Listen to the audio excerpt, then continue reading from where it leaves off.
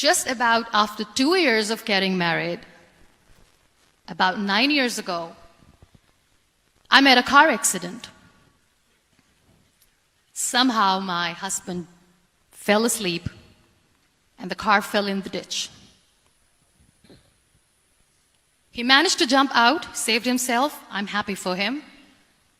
But I stayed inside the car and I sustained a lot of injuries. The list is a bit long. Don't get scared. I'm perfectly fine now.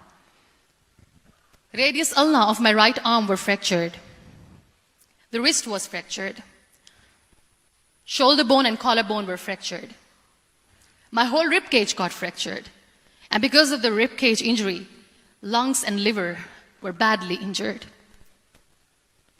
I couldn't breathe. I lost urinary bowel control. That's why I have to wear the bag wherever I go.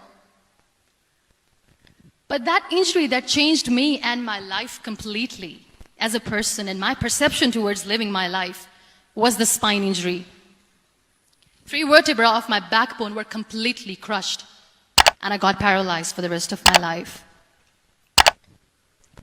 So this accident took place in a far-flung area in the outskirts of a very small province, Balochistan, where there was no first aid, no hospital, no ambulance. I was in the middle of nowhere in that toppled car.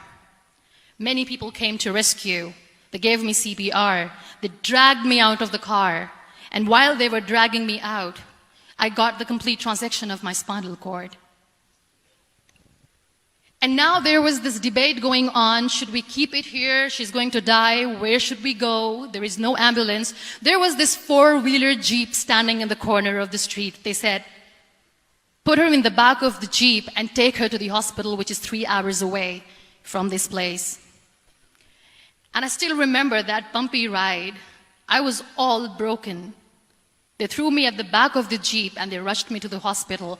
That is where I realized that my half body was fractured and half was paralyzed. I finally ended up in a hospital where I stayed for 2.5 months. I underwent multiple surgeries. Doctors have put a lot of titanium in my arm. There's a lot of titanium at my back to fix my back. That's why people in Pakistan call me the Iron Lady of Pakistan.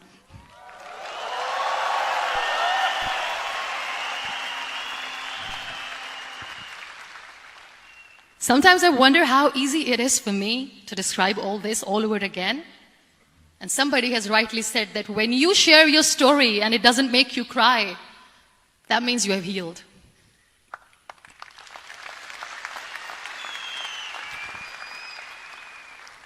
Those 2.5 months in the hospital were dreadful. I will not make up stories just to inspire you. I was at the verge of despair. One day, doctor came to me and he said, well, I heard that you wanted to be an artist, but you ended up being a housewife. I have a bad news for you. You won't be able to paint again because your wrist and your arm are so deformed, you won't be able to hold a pen again. And I stayed quiet. Next day, doctor came to me and said, your spine injury is so bad, you won't be able to walk again. I took a deep breath and I said, it's all right. The next day, doctor came to me and said, because of your spine injury and the fixation that you have in your back, you won't be able to give birth to a child again. That day, I was devastated. I still remember, I asked my mother, why me? And that is where I started to question my existence. Why am I even alive? What's the point of living? I cannot walk, I cannot paint, fine. I cannot be a mother. And we have this thing in our heads, being women, that we are incomplete without having children. I am going to be an incomplete woman for the rest of my life. What's the point? People are scared. They think I will get divorced. What is going to happen to me? Why me? Why am I alive? We all try to chase this tunnel. We all do this because we see light in the end of the tunnel, which keeps us going. My dear friends, in my situation, there was a tunnel that I had to roll on, but there was no light. And that is where I realized that the words have the power to heal the soul. My mother said to me, "This too shall pass. God has a greater plan for you. I don't know what it is, but He surely has."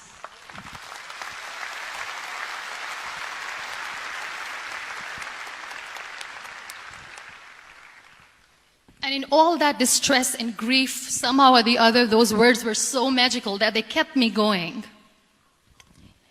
I was trying to put that smile on my face all the time, was hiding. It was so hard to hide the pain, which was there. But all I knew was that if I will give up, my mother and my brothers will give up too. I cannot see them crying with me. So what kept me going was, one day I asked my brothers, "I know I have a deformed hand, but I'm tired of looking at these white walls in the hospital and wearing these white scrubs. I'm getting tired of this. I want to add more colors to my life. I want to do something. Bring me some colors. Bring me some small canvas. I want to paint." So the very first painting I made was on my deathbed, where I painted for the very first time. It was not just an art piece or just my passion. It was my therapy. What an amazing therapy it was. Without uttering a single word, I could paint my heart out. I could share my story. People used to come and say, "What lovely painting. So much color." Nobody could see the grief in it. Only I could. So that's how I spent 2.5 months in my hospital, crying, never complaining or whining, but painting. And then I was discharged, and I went back home. And I went back home, and I realized that I have developed a lot of pressure ulcers on my back and on my hip bone. I was unable to sit. There were a lot of infections in my body, a lot of allergies. So doctors wanted me to lie down on the bed straight for not 6 months, for not 1 year, for 2 years. I was bedridden, confined in that one room, looking outside the window, listening to the birds chirping, and thinking maybe there will be a time when we'll be going out with the family and enjoying the nature. That was the time where I realized how lucky people are, but they don't realize. That is the time where I realized that the day I'm going to sit, I'm going to share this pain with everyone to make them realize how blessed they are, and they don't even consider them lucky.